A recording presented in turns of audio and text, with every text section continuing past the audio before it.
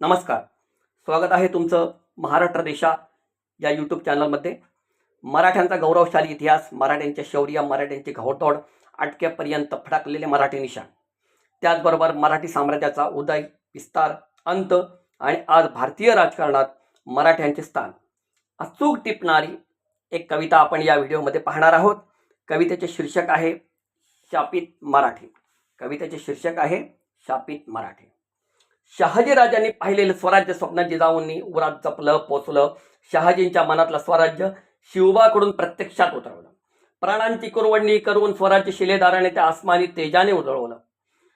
शंभूराजांनी धर्माभिमानाचे मखमली रक्त रंजित झुल लावली. आता स्वराज्य, शिवराज्य, श्रीराज्य, सुराज्य आणि लोकराज्य म्हणूनही लखाकले. तिकडे आम्ही बँगलोरी वारसा शहाजींचा जपला. तुकाबाईंच्या व्यंकोजी राजे भोसले आणि दक्षिणेत पाय रोवला. कर्नाटकी भोसलेशाही अशी बहरली. बघता बघता ती तामिळ देशी विस्तारली. आजही तंजावरी नांदते व्यंकोजी राजांची वंशावळी.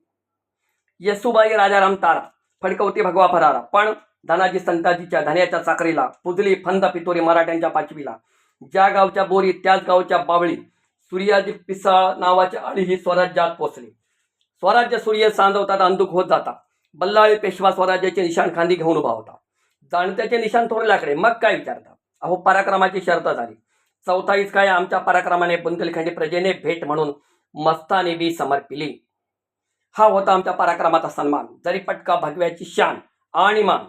मराठ्यांच्या जरीपटका भगव्यालाच नाही तर आमच्या पराक्रमाने हिंदुस्थानभर हिंदुत्वालाच बहर आला आणि बघता बघता दक्कनच काय पण अवघा हिंदुस्थान भगव्याखाली आला. सूरजमल जाट, सुजा उद्धवला आणि दिल्लीच्या तख्ताला. आम्ही रक्षिले भारत मातेच्या सौभाग्य कुंकवाला. परकीयांनी धसका घेतला, काबूल कंदाहार म्हणे हबकला. अफगाणी अब्दालीचे तख्त हदरले, हिंदुस्थानी आता बाजीरावाचे हिंदुस्थान बहरले. जरी पटक्यासह डौलाने फडकला शिवरायांचा स्वराज्य शेला. बडोद्यात सुभेदारी दिली सायजराव गायकवाडाला. बुंदेलखंडी खंडणी वसुली गोविंदपंत बुंदेलेने केली. पांढऱ्या दाढी मिशा झुपकेदार इंदोरी मल्हारबाच्या आणि ग्वालेरची जबाबदारी खांदी राणोजी शिंद्यांच्या. जय भवानी, जय शिवाजी, हर हर महादेव. हिंदुस्थानच्या वाऱ्यावर घुमती गर्जना एकमेव. बघता बघता सारा हिंदुस्थान पादक्रांत केला. कधी सर्वस्वी, कधी चौथाईच्या कराराने घेतला. मात्र रोहिले नजबाच्या उरी हा मर्ग टिक्काठा खोलवर रुतला. बोलावून अहमदशा अब्दालीला याने आमच्या उरावर बसवला. शिंदे, होळकर, भोसले, गायकवाड, पवार गडबडले. सदाशिवाच्या पाठी मात्र एक मताने उभे राहिले. पण दगा दिला विलासी नानांच्या शौकानं.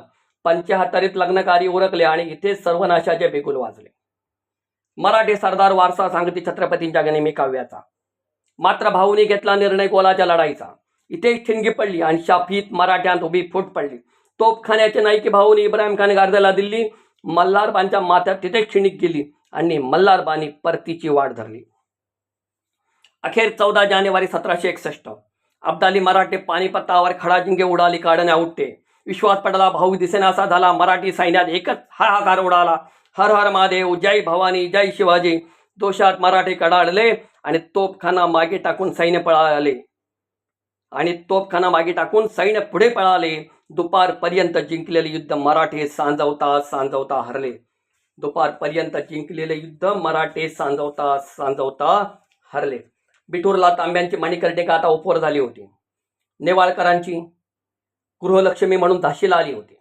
मंगल पांडेने दिलेली स्वातंत्र्य साथ भारतभर कानी केली आणि ढाल छातीला पुत्र पाठीला घेऊन राणी फिरंग्यांवर तुटून उठली. टाच दिली घोड्याला, ललकारले गोऱ्याला. टाच दिली घोड्याला, ललकारले गोऱ्याला. मेरी झाशी नाही दोंगी, मेरी झाशी नाही दोंगी. पानिपतच्या संग्रामात मराठी मागणी फुटली. पानिपतच्या संग्रामात 1 लाख मराठी मागणी फुटली. ही सल मात्र जिव्हारी लागली. पुढे बदला घेतला शिंदे होळकरांनी या अपमानाचा. दिल्लीच्या तख्तासह नजिबी रोयल्याचा. चौथाई उकळली हिंदुस्थानभर मराठ्यांनी. सलामी दिली मराठ्यांना हिंदुस्थानभर सर्व तख्तांनी. अशी ही मराठ्यांची शौर्य गाथा गातो. मात्र शल्य उरी एक वाहतो. तख्त दिल्लीचे पारखे मराठ्यांस अद्याप पावेतो. तख्त दिल्लीचे पारखे मराठ्यांस अद्याप पावेतो. तर मित्रांनो, ही कविता ज्यांच्या लेखणीतून उतरली त्यांचे नाव आहे दिलीप सहादेव भोसले. डिस्क्रिप्शनमध्ये त्यांचं नाव आणि नंबर दिलेला आहे. जर ही कविता आवडली तर सबस्क्राईब, लाईक आणि शेअर करायला विसरू नका. तोपर्यंत नमस्कार. जय महाराष्ट्र.